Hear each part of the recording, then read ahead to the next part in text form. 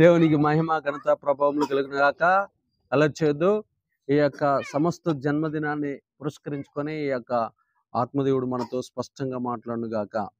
కీర్తన గ్రంథం 127 అధ్యాయం 3వ వచనం, కుమారులు యెహోవా అనుగ్రహించు స్వాస్థ్యము, గర్భఫలము ఆయన ఇచ్చు బహుమానమే. దేవునికి మహిమ ఘనత ప్రభావములు కలుగును గాక. కుమారులు యెహోవా అనుగ్రహించు స్వాస్థ్యము. స్వాస్థ్యము అంటే ఏందో తెలుసమ్మా? చెప్పండి. చాలా మంది క్రైస్తవులు ఉన్నారు. హలో, ఇటు చూడండి. స్వాస్థ్యము అంటే ఏంటిది? అది తెలియదు. బిర్యానీ అవన్నీ మనకు తెలుసు బాగా, అవునా? బంగారం గురించి, వెండి గురించి తెలుసు. స్వాస్థ్యం అంటే ఏంటిది? స్వాస్థ్యము అంటే ఏంటిది? కుమారులు యెహోవా అనుగ్రహించు స్వాస్థ్యము అన్నాడు. స్వాస్థ్యం అంటే ఏంటిది? 10-20 సంవత్సరాల నుంచి చర్చికి పోతాం, కానీ ఆ పదానికి అర్థం తెలియదు. స్వాస్థ్యము అంటే ఆస్తి. స్వాస్థ్యము అంటే ఏంటిది? ఆస్తి. ఆస్తి. కుమారులు యెహోవా అనుగ్రహించు ఆస్తి. కుమారులు యెహోవా అనుగ్రహించు ఆస్తి. ఆ ఆస్తిని మనం చాలా జాగ్రత్తగా పెంచాలి. వారికి విద్యాబుద్ధులు నేర్పాలి. వయస్సు యందును, జ్ఞానమందును, మనుషుల దయందును, దేవుని దయందును వారు ఎదిగేటట్లు, వారు ఫలించేటట్లు మనమంతా రోజు ఏం చేయాలంటే ప్రార్థన చేయాలి. ప్రతిరోజు వారికి వాక్యం చెప్పాలి. ప్రతిరోజు మనం ప్రార్థన చేస్తున్నప్పుడు వాళ్ళకు కూడా ప్రార్థన నేర్పాలి. ప్రతిరోజు మనము దేవుని పాటలు వింటున్నప్పుడు వారికి కూడా కాన్సన్ట్రేషన్ నేర్పించాలి. దేవునికి మహిమ ఘనత ప్రభావములు కలుగును గాక. ప్రియ దేవుని బిడ్డలారా, మన జీవితాలు మనం గుర్తుపెట్టుకోవాల్సిందే పాటలు, వాక్యము, ప్రార్థన. పాటలు, వాక్యము, ప్రార్థన. మనకి దేవుడు ఏదైతే పట్టుకొని ఏర్పాటు చేసుకొని మనల్ని తన పిల్లలుగా, తన స్వాస్థ్యంగా ముద్రించారో, మనకి పుట్టిన పిల్లలను కూడా దేవునికి స్వాస్థ్యంగా మార్చదము గాక. మనల్ని దేవుడు ఏమంటున్నాడు తెలుసా? నీవు నా సొత్తు, నేను నిన్ను పేరు పెట్టి పిలిచి ఉన్నాను, నేను నిన్ను ఏర్పాటు చేసుకొని ఉన్నాను అని చెప్తున్నాడు. మనం దేవుడికి ఎలా అయితే ఆస్తిమేమో, మనకు పుట్టిన పిల్లలను కూడా దేవుని ఆస్తిగా మార్చదము గాక. ఆమేన్. దేవునికి మహిమ ఘనత ప్రభావములు కలుగును గాక. అందుకని మన జీవితాల్లో ఇంకా కొన్ని విషయాలు మనం బైబిల్‌ని స్టడీ చేసుకుంటూ ముందుకెళ్తే 2 కొరింథీయులకు రాసిన పత్రిక ఒకసారి చూడండి. 2 కొరింథీయులకు రాసిన పత్రిక 6వ అధ్యాయం 18వ వచనం. 2 కొరింథీయులకు రాసిన పత్రిక 6వ అధ్యాయం 18వ వచనం. 6:18 చూడండి అక్కడ. ఆ, దేవుని ఆలయమునకు చూడండి, దేవుని ఆలయమునకు విగ్రహములతో ఏమి పొందిక, మనం జీవము గల దేవుని ఆలయమై ఉన్నాము. అందుకే దేవుడిలాగా సెలవిచ్చున్నాడు, నేను వారిలో నివసించి సంచరింతును, నేను వారి దేవుడనై ఇందును, వారు నా ప్రజలై ఇందురు. కావున మీరు వారి మధ్య నుండి బయలువెడలి ప్రత్యేకంగా ఉండుడి, అపవిత్రమైన దానిని ముట్టకూడని ప్రభు చెప్పుచున్నాడు. మరియు నేను మిమ్మల్ని చేర్చుకుందును, మీకు తండ్రిని అయిందును, మీరు నాకు కుమారులను కుమార్తెలై ఇందురని సర్వశక్తి గల ప్రభు చెప్పుచున్నాడు. మీరు నాకు కుమారులను కుమార్తెలై ఉందురని సర్వశక్తి గల ప్రభువు చెప్పుచున్నాడు. మీరు నాకు కుమారులను కుమార్తెలై ఉందురని సర్వశక్తి గల దేవుడు చెప్పుచున్నాడు. మనం ఎవరమంట? దేవుని కుమారులం. పిల్లల్ని ఎలా పెంచాలంట? దేవుని కుమారులాగా పెంచాలి. గట్టి చెప్పండి. దేవుని కుమారులాగా, దేవుని కుమార్తెలాగా పెంచాలి. దేవుని కుమారుల్లాగా. దేవుడి కుమారులు అల్లరి చేస్తారా? దేవుడి కుమారులు అసహ్యమైన క్రియలు చేస్తారా? దేవుని కుమారులు అబద్ధాలు ఆడతారా? దేవుని కుమారులు పాపపు తలంపులతో నిండి ఉంటారా? ఉండరు. దేవుని కుమారులాగా ప్రత్యేకంగా జీవించాలి. చెప్పండమ్మా, ఎలా జీవించాలంట? ప్రత్యేకంగా. మన మాట తీరు, మన వస్త్రధారణ, మన ఆలోచన, మన పద్ధతి, మన బిహేవియర్, మన ప్రవర్తన యావత్తు కూడా దేవుని పిల్లల్లాగా ఉండాలి. ఎలా ఉండాలంట? దేవుని పిల్లల్లాగా ఉండాలి. దేవుడి పిల్లల్లాగా మనం నడుచుకోవాలి. చాలా మంది యేసయ్య పేరు పెట్టుకుంటారు, కానీ వాళ్ళ జీవితాలు మొత్తం కూడా సాతానే ఏలుబడి చేస్తూ ఉంటాడు. చాలా మందికి యాకోబు, పేతురు, లేకపోతే యోహాను, లేకపోతే యేసు, లేకపోతే తేజోమయ, లేకపోతే జ్యోతిర్మయ, లేకపోతే ఇట్లాంటి పేర్లు పెట్టుకుంటారు, కానీ వారి బ్రతుకులు అంతా దెయ్యాలే పనిచేస్తూ ఉంటాయి. వాళ్ళ జీవితాల్లో అంతా కూడా ఎన్నెన్నో రకరకాలైనటువంటి లంచగొండితనం అనే ఆత్మ, వ్యభిచారం అనే ఆత్మ, అబద్ధం అనే ఆత్మ, మోసం అనే ఆత్మ పనిచేస్తూ ఉంటుంది. అందుకనే దేవుడు చెబుతున్నాడు, మీరు నాకు కుమారులను కుమార్తెలై ఉండాలంటే ప్రత్యేకంగా జీవించాలి. ఎలా జీవించాలంట? ప్రత్యేకంగా జీవించాలి. చెప్పండి. అందరూ అబద్ధాలు ఆడతారు, మనం అబద్ధాలు ఆడొచ్చా? ఆడకూడదు. అందరూ సినిమాలు చూస్తారు, మనం సినిమాలు చూడొచ్చా? చూడకూడదు. అందరూ మేకప్ వేస్తారు, మనం మేకప్ వేసుకోవచ్చా? చెప్పట్లా? నోరు తెరవట్లా మీరు? వేసుకోవచ్చా? వేసుకోకూడదు. అందరూ మోసాలు చేస్తారు, మనం మోసం చేయొచ్చా? చేయకూడదు. అందరూ ఇష్టం వచ్చినట్లు జీవిస్తారు, మనం దేవుడు క్రమశిక్షణలో పెరగాల, మన ఇష్టం వచ్చినట్టు బతకాలా? దేవుడి క్రమశిక్షణలో బైబిల్ ప్రకారం మనం బతకాలి. అర్థమవుతుందా? వారు మాత్రమే దేవుని కుమారులు. అంటే ప్రత్యేకంగా జీవించాలి. గట్టిగా చెప్పండి, ఎట్లా జీవించాలంట? ప్రత్యేకంగా జీవించాలి. వాళ్ళు పెడుతున్నట్లు, వాళ్ళేసుకుంటున్నట్లు, వాళ్ళు పెట్టుకున్నట్టు అయన్నీ మనం పెట్టుకుంటే మనం ప్రత్యేకమైన బిడ్డలము కాదు. దేవుడి కుమారులం, కుమార్తెలము కాదు. కాబట్టి మనం ఎలా జీవించాలంటే ప్రత్యేకంగా జీవించాలి. చూడండి, మీరెప్పుడైనా క్రైస్తవులు బస్సు ఎక్కుతున్నప్పుడు మీరు దేవుని పిల్లలా? మీరు దేవుని బిడ్డ గదా అంటారు. ఎందుకంటారో తెలుసా ఆ మాట? వాళ్ళంతట వాళ్ళే ఒప్పుకుంటున్నారు. మనకేమని పేరు పెడుతున్నారు తెలుసా? మీరు దేవుని బిడ్డ గదా!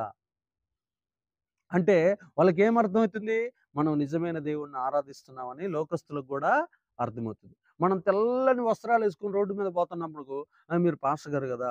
మీరు యేసుప్రభు వారిని నమ్ముకున్నారు గదా! అంటారు. ఆ మాట వాళ్ళకెట్లా తెలుసు? మన నడవడిక, యేసుప్రభు వారి గుణాలు మన లోపల ఉండటాన్ని బట్టి వాళ్ళు మనల్ని గుర్తిస్తున్నారు.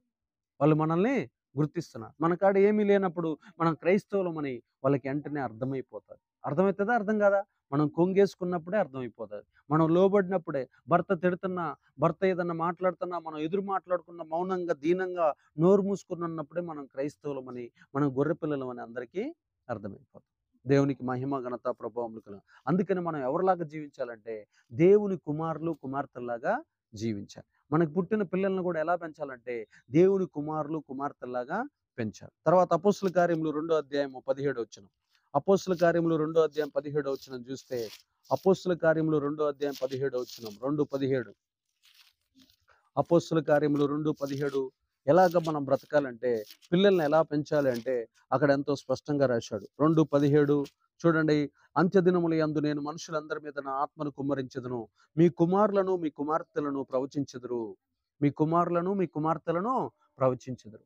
మన కుమారులను ఆత్మను పొందుకునేటట్లు పెంచాలి. చెప్పండి, ఫస్ట్ ఎలా పెంచాలి?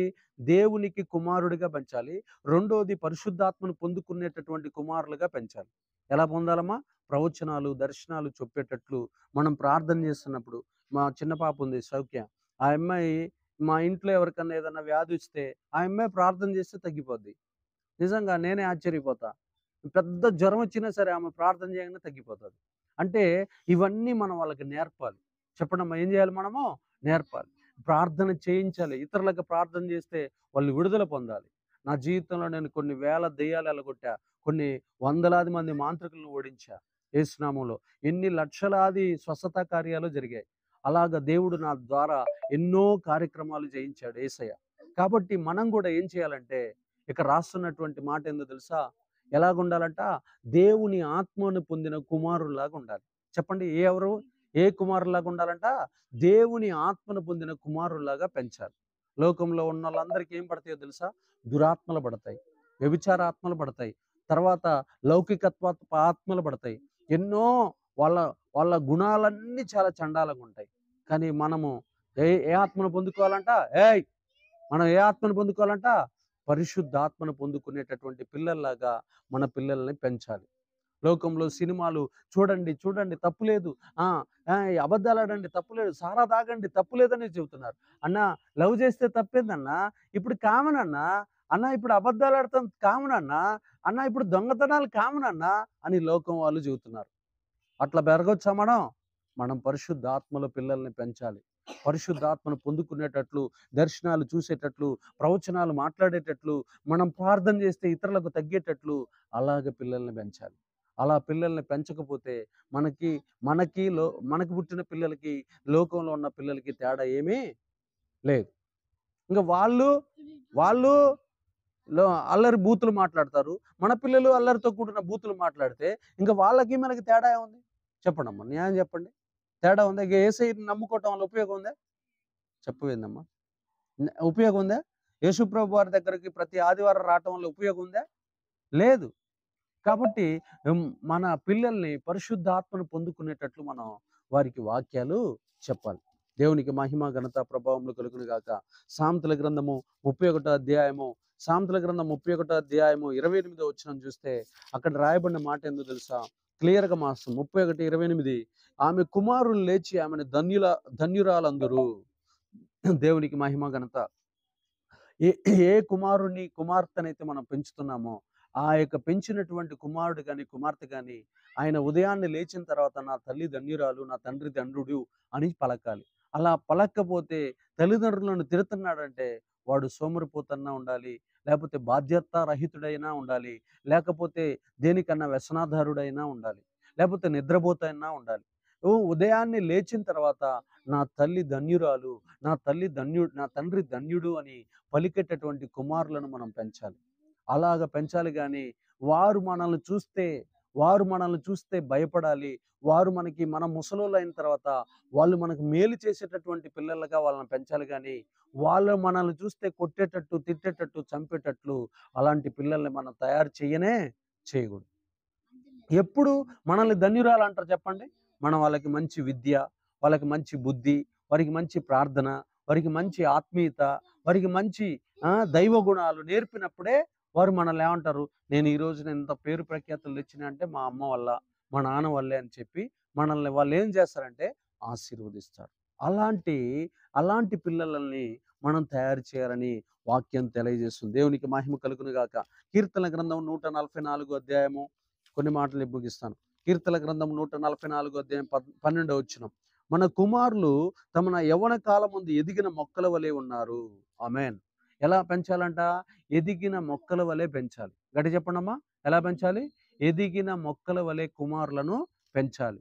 వారికి కావాల్సిన జ్ఞానము, వారికి కావాల్సిన బట్టలు, వారికి కావాల్సిన అవసరతలు, వారికి కావాల్సిన అక్కర్లు, వారికి కావాల్సిన ఫీజులు అవన్నీ కూడా మనము వారి ఎదుగుదల కోసం మనం సమకూర్చాలి.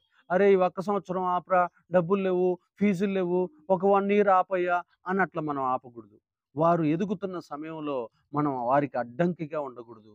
వారిని ఎదిగే మొక్కల్లాగా వారిని ప్రోత్సహించాలి. మనం ఒక చెట్టు ఎదుగుతున్నప్పుడు ఎరువు ఎలా అయితే ఏస్తామో, అలాగనే ఫెర్టిలైజర్స్ అంటే అనేక రకాలైన మందులు, బలం మందు, ఎన్నో రకాలైన మందులు ఎలా అయితే చెట్టుకి, తోటకి నాటుతామో, పోస్తామో, లేకపోతే కొడతామో, అలాగనే ఈ పిల్లలు ఎదుగుతున్నప్పుడు కూడా వారికి కావాల్సిన సైకిలి, వారికి కావాల్సిన బుక్సు, వారికి కావాల్సిన ఫీజు, వారికి కావాల్సిన సమస్తాన్ని మనం ఏం చేయాలంటే సమకూర్చి పెట్టాలి. దేవునికి మహిమ కలుగును గాక. అలాగ వారిని ఎదిగేటటువంటి మొక్కల్లాగా వారు గొప్పవారుగా మార్చబడేటట్లు మనము చేయాలి. కీర్తన గ్రంథం 132 అధ్యాయము 11వ వచనం ఒకసారి చూస్తే, కీర్తన గ్రంథం 132 అధ్యాయం 11వ వచనం చూడండి. నీ గర్భఫలమును నీ రాజ్యము మీద నేను నియమింతును. నీ కుమారులు నా నిబంధన గైకొనిన యెడల నేను వారికి బోధించు నా శాసనములు వారు అనుసరించిన యెడల వారి కుమారులు కూడా నీ సింహాసనం మీద నిత్యము కూర్చుందురని యెహోవా సత్యప్రమాణము దావీదుతో చేసెను. ఆయన మాట తప్పనివాడు. ఆమేన్. దేవునికి మహిమ కలుగును గాక. దేవుని యొక్క నిబంధనను గైకుంటే ఇదిగో ఇప్పుడు నిస్సీకి ఒక కుమారుడు ఉన్నాడు. ఆ కుమారుడు దేవుడి యొక్క నిబంధనను గనుక గైకుంటే, జానికి నిస్సీకి ఇచ్చినటువంటి కుమారుడు దేవుని యొక్క నిబంధన గైకుంటే ఆ ఆ యొక్క సమస్తగాడికి పుట్టేటటువంటి పిల్లలతో కూడా దేవుడు అంటున్నాడు, సమస్తకి ఎలాంటి సింహాసనాన్ని అయితే ఇచ్చానో, అంటే దావీదుకి ఎలాంటి సింహాసనం ఇచ్చానో, దావీదు గర్భమున పుట్టబోయిన సొలొమోనుకు కూడా నేను అలాంటి సింహాసనమే ఇస్తాను. ఆ సింహాసనాన్ని ఇక తరతరాలు తీసివేయను. అలాంటి సింహాసనాన్ని నాతో నిబంధన చేసుకుంటే, నాతో గనక జీవిస్తే, నేను చూపించిన ఆజ్ఞలు, శాసనాలు, కట్టడాలు గనక పాటిస్తే ఖచ్చితంగా నేను నా యొక్క సింహాసనాన్ని ఇస్తాను అని చెప్తున్నాడు. దేవునికి మహిమ కలుగును గాక. కాబట్టి ప్రియ దేవుని బిడ్డలారా, మనం మన పిల్లలకి మనం ఏం చెప్పాలి? దేవునితో నిబంధన చేయటం నేర్పాలి. చెప్పండి. ఏం చేయాలి? దేవునితో నిబంధన. అయ్యా ఇదిగో ప్రభువుతో ప్రమాణం చేయి. ఇదిగో నువ్వు అబద్ధం ఆడకూడదు కదా! ఇదిగో ఇక నుంచి నువ్వు సినిమాలు చూడకూడదా? ఇదిగో ఇక నుంచి నువ్వు పాపం చేయకూడదు. పాపపు చూపులు ఉండకూడదు. క్రమంగా అబద్ధాలు ఆడకూడదు. మోసాలు చేయకూడదు అని చెప్పి వాళ్ళతో దేవుడితో నిబంధన చేయించాలి మనం. దేవునికి మహిమ కలుగును గాక. కీర్తన గ్రంథం 127 అధ్యాయము 4వ వచనంలో కూడా ఒక మాట రాయబడింది. అదేందో తెలుసా? కీర్తన గ్రంథము 127 అల్లరి చేయొద్దు. 127:4 యవ్వన కాలమందు పుట్టిన కుమారులు బలవంతుని చేతిలో బాణములు వంటివారు. యవ్వన కాలంలో పుట్టిన పిల్లలు ఎలాంటి వారంట? బలవంతుని చేతిలో, గట్టిగా చెప్పాలి, బలవంతుని చేతిలో బాణములు వంటివారు. ఇట్లా చెప్పండి గట్టిగా, ఇట్లా అనండి. బలవంతుని చేతిలో, ఒక బలవంతుడు ఇలా గురి కలిగి ఇలా కొట్టాడనుకో, అక్కడ ఉన్నటువంటి ఎంత పెద్ద సింహమైనా కూలిపోతాది. అవునా కదా? అలాగా బలవంతుని చేతిలో బాణాలలాగా బలవంతుని చేతిలో బాణాలలాగా పిల్లల్ని పెంచాలి. ఆ! వాడికి చదువు రాదన్నా, వాడికి తెలివి లేదన్నా, వాడికి బుద్ధి లేదన్నా, వాడు బుద్ధిహీనుడన్నా, వాడు దేనికి పనికిరాడు, ఇంట్లో ఉంటాడన్నా, పడుకుంటాడన్నా, నేనే కష్టపడి పెంచుతానన్నా, అలాంటి మాటలు మనం వాళ్ళకి చెప్పకూడదు. మన చర్చిలో కూడా 2, 3 కుటుంబాలు ఉన్నాయి. ఆ ఒక్కగానొక్క కొడుకు పుట్టాడని చెప్పి మొత్తం మీదేసుకొని వాళ్ళని సోమరిపోతులుగా చేసి ఆ తల్లిదండ్రులు వాళ్ళు దేనికి పనికిరాని కొడుకుల్లాగా అయిపోయారు. రోజు ఈళ్ళు కష్టపడి వాడిని బతికిస్తా ఉంటారు. అలాంటి బలహీనులుగా వాళ్ళని పెంచకూడదు. వాళ్ళకి రోజు చెప్పాలి, "ఏయ్! నువ్వు స్కూల్ ఫస్ట్ వస్తావు. నువ్వు కాలేజీ ఫస్ట్ వస్తావు. నువ్వు అందరికంటే గొప్పోడివైతావు. నువ్వు అందరికి నాయకుడివైతావు." ఇలాంటి మాటలు చెప్తే వాళ్ళు ఏమైతారంటే బలవంతుని చేతిలో బాణాలైతారు. ఎలా అయితారంట? బలవంతుని చేతిలో బాణాల వంటి వారవుతారు. అలాగ మనం వాళ్ళని నేర్పాలి. ఏయ్! హిందీ నేర్చుకోవాలి, ఇంగ్లీష్ నేర్చుకోవాలి, తెలుగు నేర్చుకోవాలి, ప్రపంచం అంతా విమానాల్లో తిరిగి దేవుని వాక్యం చెప్పాలి అని మనం వాళ్ళకి నిరూపిస్తున్నప్పుడు వాళ్ళకి అవన్నీ నాడీ వ్యవస్థలో ముద్రించబడును గాక. ఆమేన్. దేవునికి మహిమ కలుగుతాం. మొదటి దినవృత్తాంతాలు 23:13 చదువుకొని ముగించుకుందాం. మొదటి దినవృత్తాంతాలు 23 మొదటి దినవృత్తాంతాలు 23 మొదటి దినవృత్తాంతాలు 23:13 23:13లో అక్కడ ఒక మాట రాయబడింది. చూడండి ప్రియ దేవుని బిడ్డలారా. ఆమ్రాము కుమారులు అహరోను, మోషే. అహరోను అతని కుమారులను నిత్యము అతి పరిశుద్ధమైన వస్త్రములను ప్రతిష్ఠించుటకును, యెహోవా సన్నిధిని ధూపం వేయుటకును, ఆయన సేవ జరిగించుటకును, ఆయన నామమును బట్టి జనులను దీవించుటకు ప్రత్యేకింపబడిరి. ఆమేన్. దేవునికి మహిమ కలుగును గాక. ఏం చేయాలో తెలుసా? ఇక్కడ ప్రియ దేవుని బిడ్డలారా, మనకు పుట్టినటువంటి పిల్లల్ని దేవుని పని చేయటానికి, ఏ పని చేయటానికి? దేవుని పని చేయటానికి ప్రత్యేకించాలి. చెప్పండమ్మా, ఏ పనంట? దేవుని పనిని చేయించటానికి. మందిరంలో 3 పనులుంటాయి. చెప్పండి, మందిరంలో ఏం పనులుంటాయి? మందిరంలో ఒకటి, మందిరం మొత్తాన్ని శుభ్రం చేయాలి. మందిరం మొత్తాన్ని ఏం చేయాలమ్మా? శుభ్రం చేయాలి. తర్వాత మందిరంలో వాక్యం చెప్పాలి. మందిరంలో ఏం చెప్పాలి? వాక్యం చెప్పాలి. మందిరం ఫస్ట్ ఏం చేయాలి? మందిరాన్ని శుభ్రంగా కడగాలి, తుడవాలి, భద్రంగా వస్తువులన్నిటిని అక్కడ ఏం చేయాలి? సమకూర్చి పెట్టాలి. ఎప్పుడు? ప్రజలు వచ్చేయాలకల్లా. మళ్ళీ ప్రజలు వచ్చిన తర్వాత ఏం చేయాలి? ప్రజలకి వాక్యము చేయాలి, వాక్యము చెప్పాలి. ప్రజలు వచ్చిన తర్వాత వాక్యం చెప్పిన తర్వాత మళ్ళీ ఏం చేయాలి? ప్రార్థన చేయాలి. ప్రార్థన చేసేటప్పుడు ఒక పని ఉంటది. ప్రార్థన చేసేటప్పుడు ఏముంటదంటే తెలుసా? ప్రజలను దీవించాలి. ప్రజలను ఏం చేయాలి? దీవించాలి. నీకు గర్భఫలము దయచేయును గాక, నువ్వు గొప్ప ఐశ్వర్యవంతుడివైదువు గాక, నీకు గొప్ప ఆరోగ్యం కలుగును గాక, నువ్వు మంచి శక్తిమంతుడు అవుదు గాక, ఇదిగో నీ కన్నీటిని దేవుడు నాట్యంగా మార్చును గాక, ఇదిగో నీకున్న కష్టాలన్నీ తొలగిపోను గాక, నీ ఇంటిలో ఉన్న పేదరికపు దరిద్ర దూతలు బయటికి వెళ్ళిపోను గాక. ఇలా మనం దీవిస్తున్నప్పుడు ఒకటోది ఏం చేయాలి? మందిరాన్ని మొత్తాన్ని శుభ్రంగా కడగాలి. రెండోది, మందిరానికి వచ్చిన ప్రజలకి వాక్యం చెప్పాలి. వాక్యం చెప్పిన తర్వాత మళ్ళీ వాళ్ళు వెళ్ళేటప్పుడు ఏం చేయాలి? వాళ్ళ నెత్తుల మీద చేతులేసి దీవించాలి, ప్రార్థించాలి, లేకపోతే దీవించాలి. ప్రార్థించేటప్పుడు నీ నాశనంగాను, నువ్వు తొందరగా పోతావు అని అనొచ్చా? అలాంటి మాటలు రావచ్చక్క? భూమాతక్క, నిన్ను గినక పాస్టర్ని చేసి తట్టే చేసేటట్టున్నావుగా. అవునా కదా? పగవారిని అందరూ కూల్చేస్తావా? అణిచివేసి తొక్కివేస్తావా? అట్లా ఏం లేదా? Very good. దేవునికి మహిమ కలుగును గాక. రాకేష్‌ని గాని, ఇక్కడ ఉన్నటువంటి శివాజీని గాని చేస్తే మొత్తం శత్రువులందరూ కూలిపోయేటట్టు చేసేటట్టున్నారు. కాబట్టి అలాంటి తప్పులు మనం చేయకుండా ప్రతి ఒక్క శత్రువుని కూడా మనం ఏం చేయాలి? ప్రేమించాలి, శత్రువు కోసం ప్రార్థన చేయాలి, శత్రువుని కూడా దీవించాలి. 3 పనులు చెప్పాడు. శత్రువుని ఏం చేయాలంట? ప్రేమించాలి, శత్రువు కోసం ప్రార్థన చేయాలి. మూడోది, అతి కష్టమైన పని ఏందో తెలుసా? శత్రువుని దీవించాలి. శత్రువుని దీవిస్తామా? భూమి ఆకాశాలు బద్దలైనా కానీ శత్రువుని దీవించం. కానీ బైబిల్‌లో ఆ 3 మాటలు రాశాడు దేవుడు. కాబట్టి ప్రియ దేవుని సంగమా, ఇలాగా ఆ దేవుడి పని చేయటం కోసం పిల్లల్ని పెంచాలి. దేవుని పని వాళ్ళకి నేర్పాలి. ఇంటి పనితో పాటు దేవుని పని కూడా పిల్లలకి మనం నేర్పాలి. మందిరంలోకి పోగానే, "రేయ్! చీపురు పట్టుకుని ఊడురా" అని చెప్పాలి. "ఏయ్! పాస్టర్ అన్న కాడ కూర్చొని తిరుగు. ఆయన ఏం పని చెబితే ఆ పని చేయరా" అని చెప్పాలి. రెండోది ఏందో తెలుసా? అన్న ఎలా వాక్యం చెబుతున్నాడో అవి నేర్చుకో అని రాసుకోమని చెప్పాలి. మూడోది, అన్న ఎలా అయితే పాస్టర్ అన్న దీవిస్తున్నాడో ప్రజల్ని, మీరు కూడా దీవించండి అని చెప్పాలి. అలాగ మనం పిల్లల్ని పెంచితే వాళ్ళు ప్రపంచాన్ని తలక్రిందులు చేసేదరుగాక, దేవుని చేతిలో గొప్ప ఆయుధాలుగా వాడబడదురుగాక, అనేక మందికి ఆశీర్వాదకర్తలుగా నిలబడదురుగాక. దేవుడి మాటలను దీవించి స్థిరపరచి వర్ధిల్లింప చేయనుగాక. ఆమేన్.